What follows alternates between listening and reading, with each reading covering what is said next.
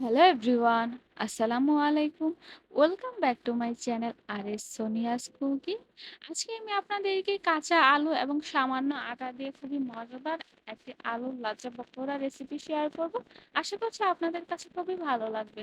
তো এই জন্য ফার্স্টে আমি কতগুলো আলুকে এভাবে খোসা ছাড়িয়ে পরিষ্কার পানি দিয়ে ধুয়ে নিয়েছি। এখন একটি গ্রেটারের সাহায্যে আমি এগুলোকে খুব ভালো মতো গ্রেট করে নিব। আপনারা চাইলে দাঁড় সাহায্যে বা বটির সাহায্যে বা ছুরি বা চাকুর সাহায্যে কিন্তু এভাবে কুচি করেও নিতে পারেন আপনাদের পছন্দ মতো। তো এইভাবে আমি একদম ছোট যে গ্রেটারটা আছে সেটা দিয়ে এভাবে গ্রেট করে নিচ্ছি। তো দেখুন আপনারা নিশ্চয়ই দেখে প্রসেসটা বুঝতে পারছেন। তো এইভাবে কিন্তু একে একে সবগুলো আলুই আমি এভাবে গ্রেট করে নিয়েছি দেখুন।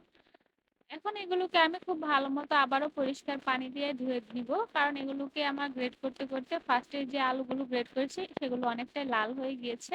তাই এগুলোকে আমি আবারও একটু পরিষ্কার পানি দিয়ে এভাবে ধুয়ে নিচ্ছি এবং এগুলোকে কিন্তু আমি একদম পানি ঝরিয়ে নিব। হাতের সাহায্যে নিয়ে এভাবে জাস্ট একটু প্রেস করলে কিন্তু পানিটা ঝরে যাবে। তো এইভাবে কিন্তু সম্পূর্ণ প্রসেসটা আমি করে নিব। মানে সবগুলো আলুকে আমি একদম ঝরঝরে করে নিয়েছি। এখন এর ভেতরে ফার্স্টে আমি দিয়ে দিচ্ছি পেঁয়াজ কুচি। এখানে আমি একটি বড় সাইজের পেঁয়াজ এরকম কুচি করে নিয়েছি। দিয়ে দিলাম কাঁচামরিচ কুচি। এখানে আমি 3 থেকে 4টি কাঁচামরিচ দিয়েছি। দিয়ে দিলাম চাট মশলা 1 টেবিল চামচ পরিমাণ। এখানে দিয়েছি হলুদ গুঁড়ো এবং জিরে গুঁড়ো, এগুলো দিয়েছি 1/2 টেবিল চামচ পরিমাণ করে। দিয়ে দিলাম এখানে মরিচের গুঁড়ো। আমি ফার্স্টে কাঁচামরিচ দিয়েছি এবং এখানে মরিচের গুঁড়ো দিয়েছি, তাই আপনারা ঝালের পরিমাণটা বুঝে তারপরে ইউজ করবেন। এখন দিয়ে দিলাম আদা এবং রসুনের পেস্ট। দিয়ে দিলাম স্বাদ মতো লবণ। আপনারা চাইলে এখানে গোলমরিচের গুঁড়ো বা অন্য যে কোনো সবজিও কিন্তু অ্যাড করতে পারবেন।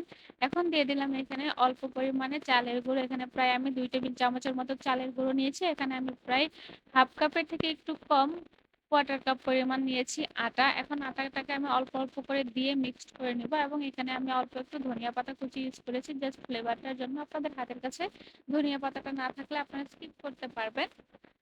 আপনারা এখানে চাইলে গাজর কুচি, ক্যাপসিকাম কুচি বা অন্য যে কোনো সবজি কিন্তু এখানে আপনাদের পছন্দ মতো অ্যাড করতে পারবেন। তো এখন এই সবগুলো উপকরণকে আমি খুব ভালো মতো মিক্সড করে নিচ্ছি। তো দেখুন মিক্সড করতে করতে আলুটা কিন্তু অনেকটাই নরম হয়ে যায় এবং এরকম একটি থিকনেস চলে আসে। মানে যখন একটু আঠালো টাইপের হয়ে যাবে তখন আপনারা বুঝতে পারবেন যে আপনাদের এটা কিন্তু মিক্সড করা হয়ে গিয়েছে। এখন আমি আপনাদেরকে একটি শেপ করে দিয়ে দেখিয়ে দিচ্ছি পকোড়ার। দেখুন আমরা যে পেঁয়াজের শেপটা দিই আমি জাস্ট সেরকম ভাবে দিয়ে দিচ্ছি। এদিকে চুলার ভিতরে একটি প্যান দিয়ে হালকা গরম করে নিয়েছি এবং এখানে একটু অল্প পরিমাণে তেল দিয়ে দিচ্ছি। আমার এখানে ডিপ ফ্রাই করার জন্য যতটুকু তেল পরিমাণ এখানে আমি ততটুকুই দিয়েছি। আপনারা আপনাদের পরিমাণ মতো দিয়ে দিবেন। তো এখন একে একে আমি সবগুলো পকোড়া দিয়ে দিব। তেলের গরমটা আমি রেখেছি মিডিয়াম টু হাই হিটে, হালকা পরিমাণে গরম করে নিয়েছি, একদম হাই হিটে গরম করে নিই। এখন এগুলোকে আমি মিডিয়াম টু হাই হিটে ভেজে নিব। তো একে একে সবগুলো পকোড়া আমি দিয়ে দিচ্ছি। মানে আমার এই প্যানের ভিতরে যে কয়টা পকোড়া হচ্ছে সেই কয়টা পকোড়া আমি এর ভিতরে দিয়ে দিব।